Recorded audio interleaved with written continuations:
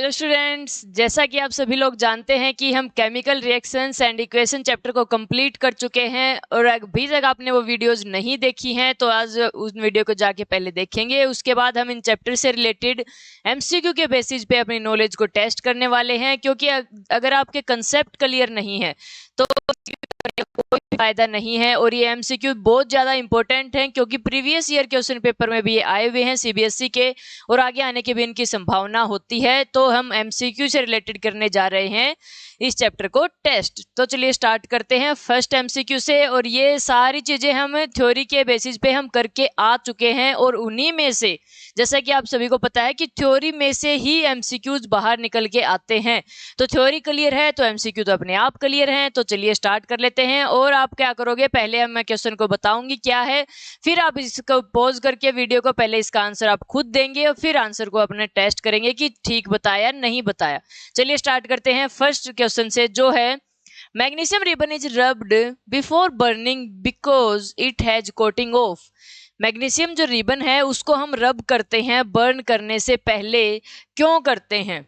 क्योंकि इसके ऊपर एक कोटिंग होती है। वो किस चीज की कोटिंग होती है? जैसा कि हम एक इक्वेशन में पढ़ के आए थे, फर्स्ट इक्वेशन हमने पढ़ी थी Mg+O2 क्या बना था? MgO बना था। तो ये जो MgO है ये है मैग्नीशियम ऑक्साइड, क्योंकि इसके ऊपर एक ऑक्साइड की लेयर जम जाती है। ये इक्वेशन हमें करवानी है, Mg को बर्न करना है O2 के उसमें।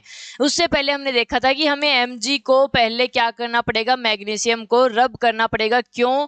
क्योंकि मैग्नीशियम क्या होता है, उसके ऊपर एक ऑक्साइड की लेयर जमी हुई होती है पहले से ही, और हमें करना है मैग्नीशियम को बर्न। फिर हम उसको बर्न करेंगे तो वो पहले से ही प्रोटेक्टेड है एक लेयर से, एक ऑक्साइड की लेयर से वो क्या है, प्रोटेक्टेड है। तो वो डायरेक्ट जो भी हम बर्न करने वाले हैं वो हीट डायरेक्ट मैग्नीशियम के पास नहीं जाएगी, ऑक्साइड की जो लेयर है उसको रोक लेगी, तो उसको प्रिवेंट कर लेगी। तो अच्छे से बर्न करने के लिए हमें क्या करना पड़ेगा, मैग्नीशियम से ऊपर से पहले सैंड पेपर की हेल्प से वो रब करके मैग्नीशियम जो ऑक्साइड की लेयर जमी हुई है उसको हटाना पड़ेगा। फिर जो हमारे पास मैग्नीशियम निकल के आता है उसको हम बर्न करते हैं ताकि अच्छे से वो बर्न हो सके और हमें मैग्नीशियम ऑक्साइड अच्छे से हमें दे सके। तो इसमें जो लेयर जमी है वो देखिए किसकी है, बेसिक मैग्नीशियम कार्बोनेट की ये नहीं है, मैग्नीशियम ऑक्साइड की। मैग्नीशियम ऑक्साइड की क्या है, आपकी लेयर जमी हुई। ये बेसिक क्यों लिखा हुआ है, इसका जवाब आपको मिल जाएगा सेकंड चैप्टर के अंदर। चलिए आगे हम देख लेते हैं सेकंड क्वेश्चन को। सेकंड क्वेश्चन में क्या है, substance which oxidized itself and reduce other is known as।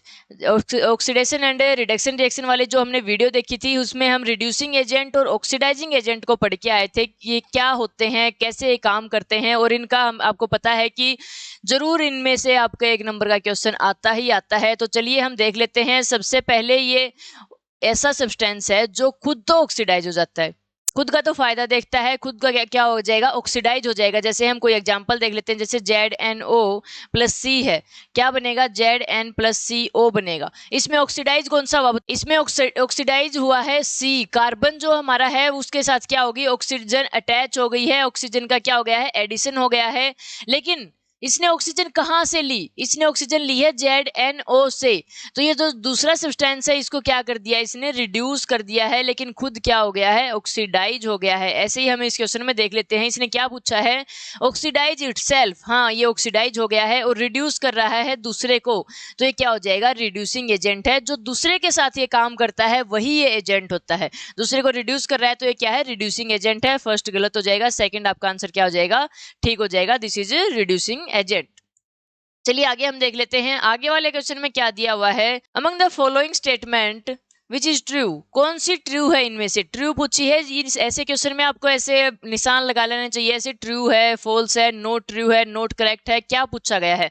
पहले उसको जो पूछा गया है उसको अंडरलाइन कर लेंगे ताकि हम कंफ्यूज ना हो। कई बार हम ट्रू के चक्कर में फॉल्स पढ़ लेते हैं, करेक्ट के चक्कर में नॉन करेक्ट पढ़ लेते हैं, हमें याद नहीं रहता। तो इसलिए हम क्या करना पड़ेगा, उसको अंडरलाइन करके रख लेंगे ताकि हमें याद रहे। देखिए, exposure of silver chloride to sunlight for a long duration turn grey due to. हम डिकम्पोजिशन रिएक्शन में पहली रिएक्शन का जो एग्जांपल हम पढ़ के आए थे फोटोलिटिक डिकम्पोजिशन में, उसमें क्या था, हम सिल्वर क्लोराइड को ऐसे खिड़की के पास रख देते हैं, विंडो के पास रख देते हैं, जो उसके ऊपर सनलाइट आती है उस सनलाइट की हेल्प से क्या हो जाती है, वो थोड़े टाइम के बाद ग्रे कलर में बदल हो जाती है, क्योंकि उसका डिकम्पोजिशन हो जाता है, वो डिकम्पोज हो जाती है।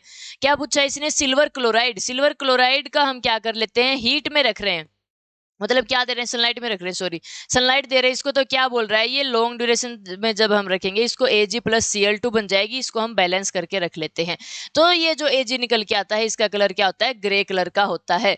देखिए क्यों हुआ, क्योंकि पहले AgCl था, इसका डिकम्पोजिशन हो गया है सिल्वर के अंदर, सिल्वर प्योर आपका क्या होता है, ग्रे कलर में होता है। तो आपका देख लेते हैं करेक्ट ऑप्शन कौन सा हो जाएगा, formation of silver by decomposition of silver chloride, बिल्कुल ठीक है। सेकेंड हम देख लेते हैं सब्लिमेशन ऑफ सिल्वर क्लोराइड, क्या सिल्वर क्लोराइड डायरेक्ट वहां बन के उड़ गया है, नहीं, यहाँ पे Ag भी आया है और Cl2 भी आया है।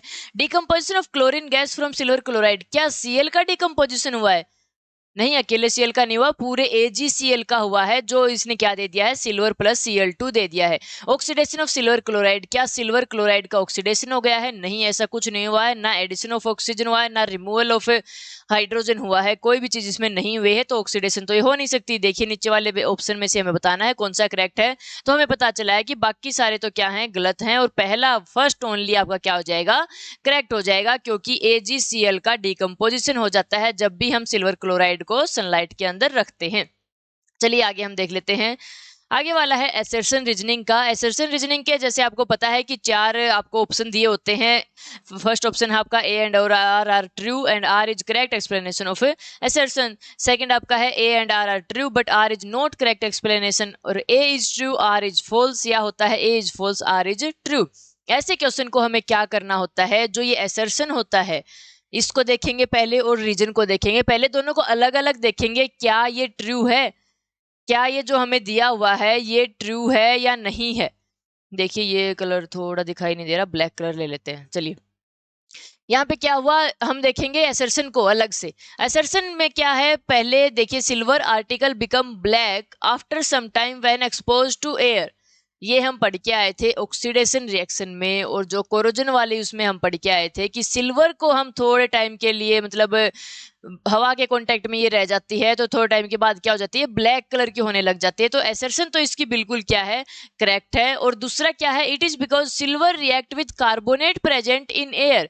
उस इक्वेशन में, उस रिएक्शन में हमने क्या देखा था कि जो सिल्वर होती है आपकी, सिल्वर क्या करती है, हवा में जो प्रेजेंट हाइड्रोजन सल्फाइड होता है उसके साथ रिएक्ट करती है, ना कि कार्बोनेट के साथ। हाइड्रोजन सल्फाइड नाम की गैसेज होती है, बहुत खतरनाक गैसेज होती हैं, ये उनके साथ क्या कर लेता है, सिल्वर रिएक्ट कर लेता है और ये ब्लैक कलर का उसका सब्सटेंस बना देती है, उसके ऊपर एक लेयर जमा देती है। तो ये कार्बोनेट के साथ तो कार्बोनेट तो नहीं बनाती, क्या बनाती है, सल्फाइड बना देती है, सिल्वर सल्फाइड बना देगी। तो सेकंड आपका क्या हो जाएगा, गलत हो जाएगा। बिल्कुल आपका आंसर अपने आप ही मिल गया है। ऐसा एक ही केस है जिसमें ए इज ट्रू और आर इज फॉल्स होता है, आपका ऑप्शन क्या हो जाएगा, सी करेक्ट हो जाएगा। ठीक है, सबसे पहले तो हमें यही देखना होता है, फिर आगे बात आती है। अगर मान लिया दोनों करेक्ट हो जाते, ये भी करेक्ट हो जाता, ये भी करेक्ट हो जाता, तो फिर हम इन दोनों में से आते हैं कि आर क्या इसकी करेक्ट एक्सप्लेनेशन है या नहीं है। ऐसी सिचुएशन में हमें क्या करना होता है, करेक्ट एक्सप्लेनेशन देखने के लिए इस असर्शन को हम क्या मान लेते हैं, क्वेश्चन मान लेते हैं। क्या इस क्वेश्चन का ये आंसर दे रहा है, जो ये रीजन है इसको मान लेंगे, आंसर मान लेंगे, और जो असर्शन होती है इसको हम क्वेश्चन मान लेते हैं। क्या ये जो आंसर है हमारा, ये इस क्वेश्चन का करेक्ट आंसर है।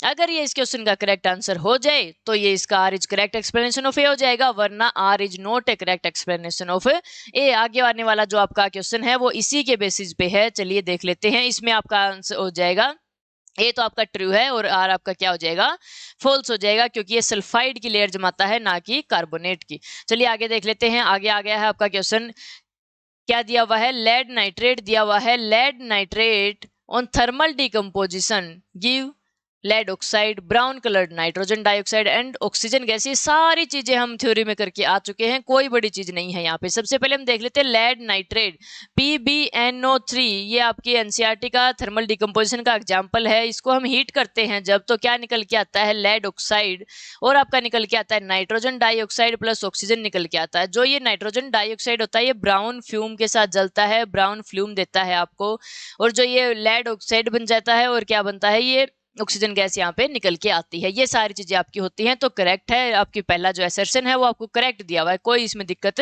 नहीं है। ये क्या हो जाएगा आपका, ट्रू हो जाएगा। आगे देख लेते हैं, lead nitrate react with potassium iodide.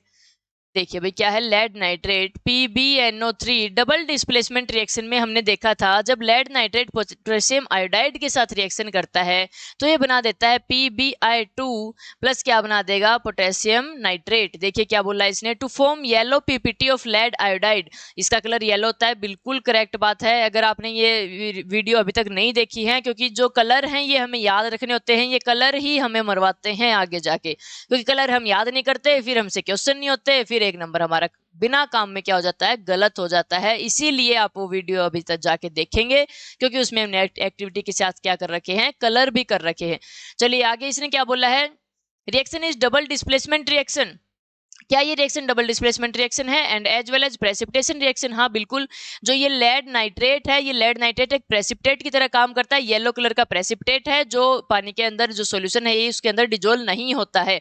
और डबल डिस्प्लेसमेंट रिएक्शन भी है, PbNO3 इसने इसको दे दिया और ये यहाँ पे आ गया। ठीक है, तो चलिए देख लेते हैं। दोनों चीजें तो ठीक है आपकी, असर्शन भी ठीक है और रीजन भी ठीक है। अब बात आती है आर इज करेक्ट एक्सप्लेनेशन और note.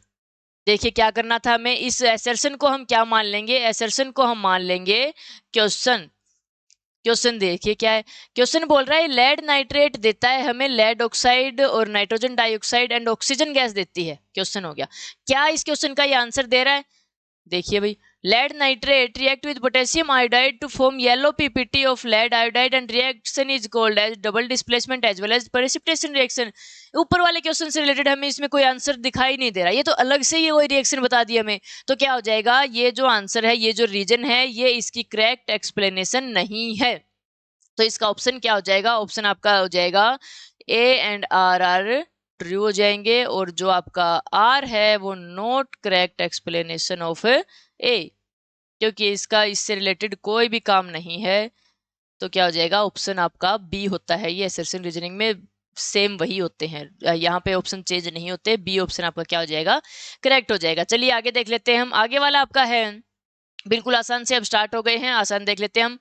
Lime water can be used for testing carbon dioxide gas because, जो लाइम वाटर टेस्ट है, लाइम वाटर टेस्ट क्या होता है, CaOH2 होता है। इसको हम कार्बन डाइऑक्साइड को गैस को टेस्ट करने के लिए काम करते हैं। क्या करते हैं, लाइम वाटर लेते हैं टेस्ट ट्यूब के अंदर, उससे हम CO2 डाल देते हैं। तो जो इसका लाइम वाटर का जो कलर होता है वो मिल्की होने लग जाता है, और जैसे ही हम क्या करते हैं उसके अंदर डालते जाते हैं, लंबे टाइम तक CO2 उसके अंदर डालते जाएंगे, तो एक टाइम ऐसा आएगा वो जो उसका कलर है, जो मिल्की कलर हुआ है, वो डिसअपियर हो जाएगा। ये हम एक्टिविटी करके आ चुके हैं, आप वीडियो में जाके देख सकते हो। तो इसका आंसर आपका क्या हो जाएगा, gas can readily dissolve in lime water, नहीं होगी डिजोल्व। व्हाइट प्रेसिपिटेट बनाती है, नहीं बनाती। और लाइम वाटर टर्न मिल्की होता तो है, पर देख लेते हैं नीचे वाला क्या है। Lime water initially become milky and milkiness disappear after some time passing excessive gas. तो ऑप्शन डी क्या हो जाएगा, करेक्ट हो जाएगा। चलिए आगे हम देख लेते हैं। The basis of black and white photography is, photolytic जो डिकम्पोजिशन था आपका, जिसमें AgCl और AgBr को हम क्या करते हैं, जैसे ही उसके ऊपर लाइट गिरती है तो वो डिकम्पोज हो जाते हैं। ये वैसे व्हाइट कलर के होते हैं, आगे जाके ये ग्रे कलर में क्या हो जाते हैं, कन्वर्ट हो जाते हैं। तो इन AgCl को और AgBr को हम फोटोग्राफी में यूज करते हैं, जो ब्लैक एंड व्हाइट फोटोग्राफी होती है उसमें। तो देखिए क्या होता है इसमें, डिकम्पोजिशन ऑफ लेड सोल्ट, नहीं, यहाँ तो सिल्वर सोल्ट डिकम्पोज हो रहा है। Combination of lead salt, combination तो हो ही नहीं रहा, डिकम्पोजिशन ऑफ सिल्वर सोल्ट। तो ऑप्शन सी आपका क्या हो जाएगा, करेक्ट आंसर हो जाएगा। चलिए आगे देख लेते हैं। आगे वाला क्वेश्चन आपका क्या है, photosynthesis is an example of, photosynthesis कोई ऐसी प्रोसेस है जिससे पौधे अपना खाना बनाते हैं। उसमें हमें क्या क्या चाहिए, उसके लिए हमें चाहिए CO2 प्लस H2O चाहिए, और हमें क्या चाहिए, सनलाइट यहाँ पे चाहिए, सनलाइट चाहिए। जैसे हमें खाना बनाने के लिए क्या चाहिए होती है, हीट चाहिए होती है किसी ना किसी फॉर्म में, वैसे ही प्लांट को क्या चाहिए होता है, क्लोरोफिल की हेल्प से सनलाइट को ऑब्जॉर्व कर लेते हैं, उसके बिना वो खाना नहीं बना सकते। और एक ऐसी रिएक्शन जिसमें क्या करते हैं, सनलाइट को या फिर किसी भी फॉर्म में हम हीट को, एनर्जी को ऑब्जॉर्व करते हैं, तो आपकी रिएक्शन होती है एंडोथर्मिक रिएक्शन। और किसी न किसी फॉर्म में आपकी हीट या एनर्जी बाहर निकल रही हो, EX एग्जिट हो रही हो, तो वो क्या होती है, बाहर निकलना, रिलीज होना, तो वो हो जाएगी एक्सोथर्मिक। और इन आ रही है, अंदर आ रही है, तो वो क्या हो जाएगी, एंडोथर्मिक आपकी रिएक्शन हो जाती है। चलिए आगे देख लेते हैं। ऑक्सीडेशन इज ए, ऑक्सीडेशन क्या होता है, ऑक्सीडेशन की डेफिनेशन हम करके आ चुके हैं बड़े डिटेल में, एग्जांपल एक्टिविटी से हम समझ के आ चुके हैं। चलिए देख लेते हैं ऑक्सीडेशन क्या है। ऑक्सीडेशन का मतलब होता है किसी भी कंपाउंड में किसी भी एलिमेंट के साथ क्या होना, ऑक्सीजन का अटैच हो जाना, ऑक्सीजन का ऐड हो जाना, वो कहलाती है ऑक्सीडेशन। और रिमूव हो जाना कहलाती है, रिमूवल आपका क्या कहलाता है, रिडक्शन कहलाता है। नाम से ही पता चल रहा है, रिमूवल रिडक्शन, ठीक है। और एडिशन आपका कहलाता है ऑक्सीडेशन। अगर हम इनको देखें हाइड्रोजन की फॉर्म में तो उल्टा हो जाता है, removal of hydrogen, removal of hydrogen आपका हो जाएगा oxidation, and addition of hydrogen आपका हो जाएगा रिडक्शन, ठीक है जी। देखिए इसमें से कौन सा है, लॉस ऑफ ऑक्सीजन नहीं हो सकता, गेन ऑफ ऑक्सीजन आपका क्या हो जाएगा, करेक्ट आंसर हो जाएगा, ऑप्शन बी इज करेक्ट। देखिए आगे देख लेते हैं, generally packing of fat and oil contain food is done by adding nitrogen gas to it is because, जैसे हम क्या करते हैं, चिप्स के पैकेट लेके आते हैं, चिप्स में हवा ज्यादा भरी होती है और चिप्स थोड़े से निकलते हैं, वो कौन सी हवा होती है और उसके अंदर क्यों भरी जाती है। जैसे हम पहले वाली वीडियो में रेंसिडिटी के बारे में पढ़ के आ चुके हैं, जिस भी आपके फूड आर्टिकल में फैट और ऑयल होता है वो समय के साथ साथ ऑक्सीडाइज होने की वजह से वो स्मेल आने लग जाती है, उसमें फूड आर्टिकल वो खराब हो जाते हैं। तो उनको ज्यादा लंबे टाइम तक प्रिजर्व रखने के लिए उसमें क्या कर देते हैं, नाइट्रोजन गैस उसमें फिल कर देते हैं, क्योंकि नाइट्रोजन जो गैस होती है वो एंटीऑक्सीडेंट गैस होती है, वो ऑक्सीजन को रिएक्शन नहीं करने देती उन फैट और ऑयल के साथ, तो इसीलिए नाइट्रोजन गैस को उसमें डाल देते हैं। देखिए इसमें क्या रीजन हम दे सकते हैं, नाइट्रोजन टू रिएक्टिव नहीं हो सकती, रिएक्टिव नहीं है ज्यादा, nitrogen unreactive gas and there is no oxygen of air to cause it oxidation. देखिए नाइट्रोजन क्या है, आपकी अनरिएक्टिव गैस है, तो यहाँ पे कोई भी ऑक्सीजन नहीं है एयर में जो इसका क्या बना सके, ऑक्सीडेशन कर सके, तो ये आपका क्या हो जाएगा, करेक्ट आंसर हो जाएगा, ठीक है, क्योंकि ये क्या है, एंटीऑक्सीडेंट गैस है, ऐसे भी लिखा हुआ आ सकता है, एंटीऑक्सीडेंट गैस। चलिए आगे वाला देख लेते हैं, method of prevent corrosion can be, corrosion क्या होता है, कोरोजन कोई भी एक डैमेज हो जाना, जो भी हम मेटल वगैरह लेके आते हैं उसका समय के साथ साथ खराब हो जाना, डैमेज हो जाना, डिटेरियोरेट हो जाना ही क्या कहलाता है, कोरोजन कहलाता है। हवा और पानी के कॉन्टेक्ट में आने की वजह से, जैसे हम कोई भी लोहे की चीज लेके आते हैं, थोड़े टाइम के बाद उसमें जंग लग जाता है, वो जंग क्यों लगता है, हवा और पानी के कॉन्टेक्ट में आने की वजह से वो जंग लगता है।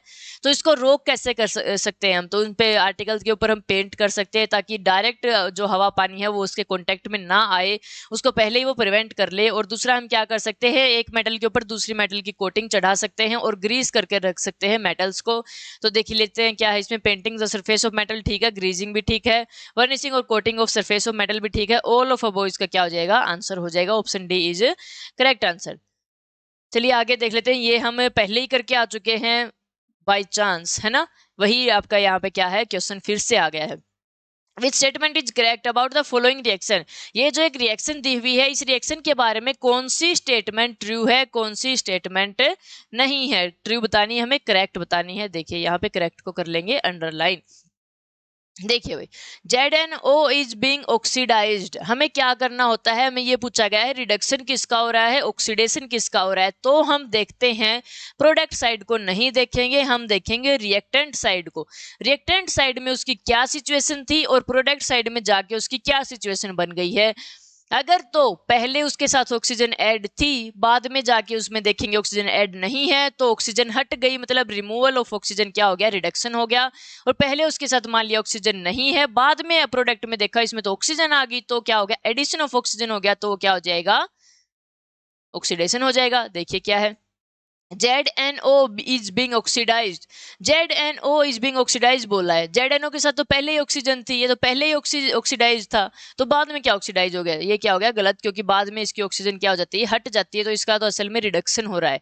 C is being reduced, C देखिए यहाँ पे भी C था यहाँ पे, लेकिन इसके साथ ऑक्सीजन आ गई, एडिशन ऑफ ऑक्सीजन हुआ ना कि removal of oxygen. Addition of oxygen होता है तो रिड्यूस नहीं होता, ऑक्सीडाइज होता है। CO is being oxidised, CO देखिए अभी तो मैंने क्या बोला था, हम रिएक्टेंट साइड में देखेंगे क्या आपके क्या है, रिएक्टेंट है, और प्रोडक्ट साइड में फिर उसके साथ कंपैरिजन करेंगे।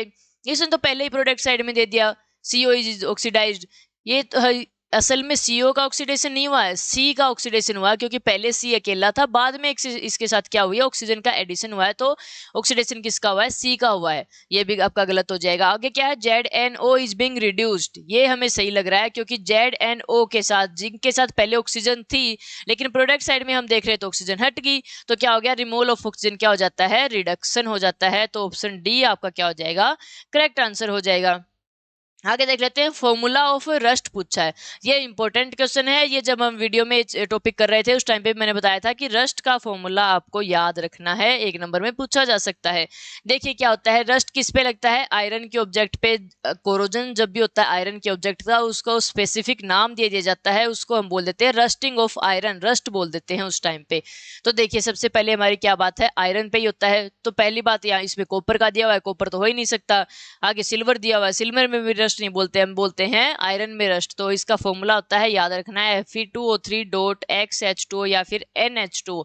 ये Fe2O3 बना है ऑक्सीजन के साथ रिएक्ट करके, और साथ में मॉइस्चर भी कुछ ना कुछ होता है हवा में, तो वो आपके साथ में अटैच हो जाएगा।